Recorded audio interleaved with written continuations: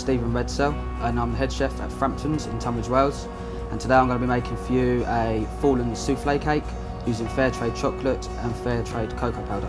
So I'm going to start lining the baking tray with butter, and then afterwards with the cocoa powder, Fairtrade cocoa powder. So this is the Fairtrade cocoa powder we'll be using to line the tray. We'll just cover the tray with the cocoa powder.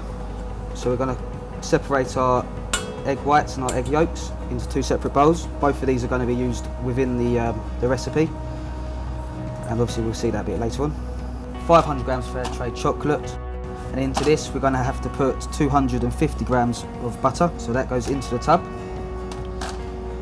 We want 2 tablespoons of brandy, and then that's going to go in there, and then all of that is going to go into the microwave for 3 minutes. We're going to measure out 250 grams of sugar. We'll add that to our egg yolks. We're going to be whisking this so it's nice and pale. So this is our ribbon stage. So we're going to take our egg yolks and our sugar at ribbon stage. This is our brandy, our chocolate and butter. So mix, and we'll add that in. And then we'll whisk this in together. So that's what you're looking for.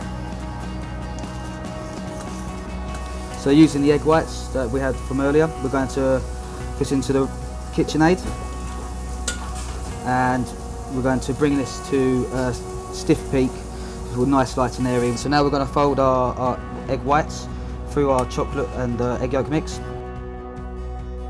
We're going to pour the mixture into the chilled baking tin that we done earlier, and we'll just smooth that out a little bit, and that's going to go in the oven at 45 minutes at 180 degrees. So this is the finished product. We take a nice hot knife.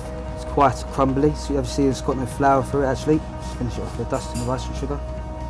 Here's our fallen soufflé cake with a berry compote, cherry coulis and fresh raspberries.